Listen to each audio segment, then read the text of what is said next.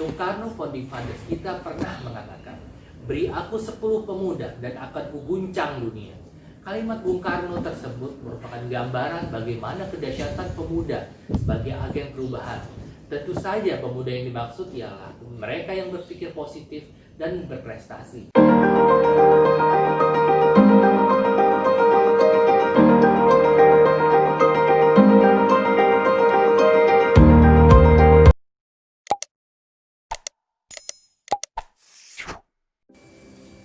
Assalamualaikum warahmatullahi wabarakatuh. Hai semua, nama saya Suharyadi. Saya adalah mahasiswa pasca sarjana pada Institut Setiani.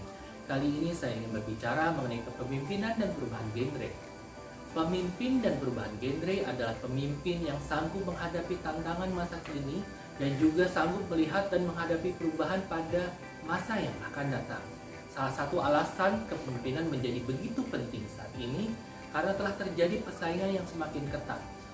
Perubahan desain dan struktur organisasi maupun kepemimpinan sangat diperlukan untuk bertahan hidup dalam lingkungan baru yang serba berubah.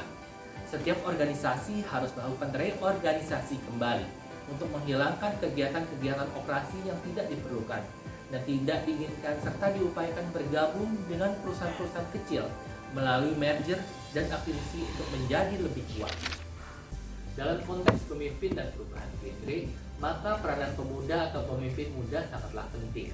Soekarno founding fathers kita pernah mengatakan, beri aku 10 pemuda dan akan kuguncang dunia.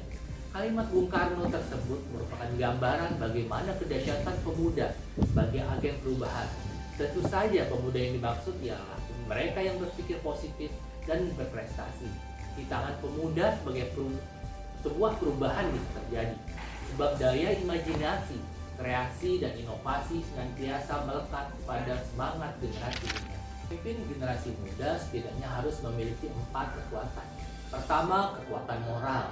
Dalam upaya memajukan bangsa, moralitas merupakan satu syarat utama yang harus dipenuhi oleh seorang agen perubahan. Tanpa adanya moral yang baik, tentunya hasil yang akan dicapai akan sama saja dengan yang sebelumnya. Dan ini juga sama artinya dengan melakukan hal yang sia-sia. Yang kedua, kekuatan kontrol sosial. Keadaan sosial yang baik dan terkontrol tentunya akan membuat stabilitas dan keamanan bangsa akan terwujud, sehingga dapat menghindari konflik sosial, bentrokan, atau bahkan perang saudara. Ketiga, kekuatan intelektual. Tanpa adanya kaum pemikir atau yang biasa disebut dengan kaum intelektual, tentu bangsa ini akan sangat mudah terpengaruh dan terperdaya oleh negara lain. Dengan adanya para intelektual di Indonesia, diharapkan bangsa Indonesia mampu bangkit dan beranjak maju. Yang terakhir, kekuatan profesional. Kekuatan ini mencakup bagaimana kita menyikapi permasalahan secara dewasa dan dengan kepala dingin, sehingga dapat mengambil keputusan dengan tepat dan cepat. Pemimpin dan generasi muda juga harus tampil dan berperan dalam kehidupan bermasyarakat, berbangsa, dan bernegara. Antara lain peran sosial. Sudah selayaknya generasi muda menjadi duta rakyat dalam melaksanakan amanah ini. Karena berkat rakyatlah generasi muda dapat mengenyam pendidikan dan menikmati fasilitas pemerintah lainnya. Yang kedua, peran menghapuskan praktik politik kotor. Generasi muda harus berperan aktif dalam meluruskan penyimpangan politik di pemerintahan, karena hal ini akan berdampak pada hilangnya keberpihakan pada kepentingan rakyat. Yang ketiga, peran kultural. Di sini meliputi kultur akademik dan moral. Kedua kultur inilah yang melengkapi kebesaran eksistensi generasi muda sebagai duta masyarakat ketika menjalankan peran sosial dan politik. Karena ilmu pengetahuan adalah yang utama, tetapi moral lebih utama. Setelah berbicara mengenai peran pemimpin dan kaum muda, mari kita berbicara mengenai pengembangan organisasi.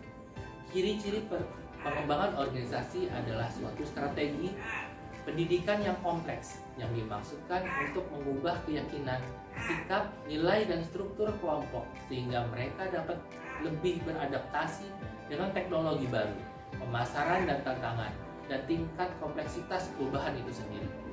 Pengembangan kelompok yang efektif memiliki ciri-ciri sebagai berikut. Yang pertama merupakan strategi terencana yang mewujudkan perubahan operasional yang memiliki sasaran jelas berdasarkan diagnosa yang tepat tentang permasalahan yang dihadapi oleh organisasi. Kemudian merupakan kolaborasi antara berbagai pihak yang terkena dampak perubahan yang akan terjadi. Kemudian menekankan cara-cara baru yang diperlukan untuk meningkatkan kinerja seluruh kelompok dan semua satuan kerja dalam kelompok. Yang terakhir, mengandung nilai humanistik dengan mengembangkan potensi manusia menjadi bagian terpenting. Tetap teknik-teknik yang dirancang oleh para ahli dengan tujuan meningkatkan kemampuan berkomunikasi serta bekerja secara efektif dalam suatu organisasi. Beberapa teknik yang sering digunakan adalah sensitivity training, yaitu cara meningkatkan kepekaan atau sensitivitas terhadap orang lain, serta keterampilan dalam hubungan antar pribadi. Kemudian team building adalah pendekatan yang bertujuan memperdalam efektivitas serta kepuasan tiap individu dalam kelompok kerjanya.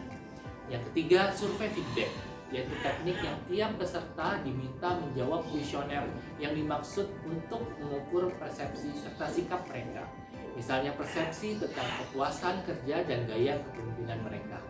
Hasil survei diumpan balikan pada setiap anggota kelompok. Selanjutnya, transaksional analis.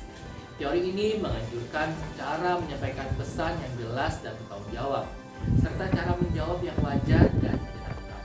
Teori ini dimaksudkan untuk mengurangi kebiasaan komunikasi yang buruk dan menyesatkan. Ada juga intergroup activities, yaitu peningkatan hubungan baik antar kelompok.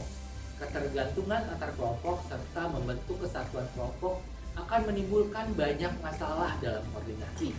Intergroup activities dirancang untuk meningkatkan kerjasama dan memecahkan konflik tersebut yang mungkin timbul akibat saling ketergantungan. Proses selanjutnya itu adalah proses konsultasi, yaitu mengamati komunikasi, mulai pengambilan keputusan, gaya kepemimpinan, metode kerjasama, dan pemecahan masalah dalam tiap unit kelompok, kemudian memberikan umpan balik pada semua pihak yang terlibat dalam proses yang telah diamatinya, serta menganjurkan tindakan koreksi. Teori selanjutnya adalah GRIP, yaitu metode yang mengevaluasi gaya kepemimpinan yang kurang efektif menjadi gaya kepemimpinan yang ideal yang berorientasi maksimum pada aspek manusia maupun aspek produksi. Dan yang terakhir adalah third party peacemaking, yaitu pihak ketiga memanfaatkan berbagai cara menengahi permasalahan serta berbagai teknik negosiasi untuk memecahkan persoalan atau konflik antara individu maupun kelompok.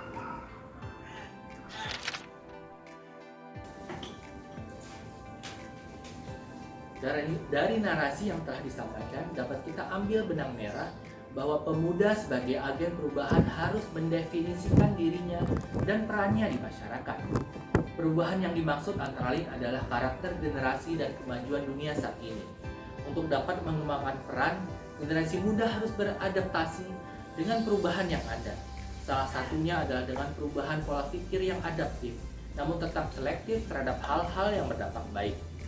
Jika Anda adalah seorang pemuda, maka ayo kita berbuat yang terbaik untuk Indonesia. Hanya ada satu negara yang pantas menjadi negaraku.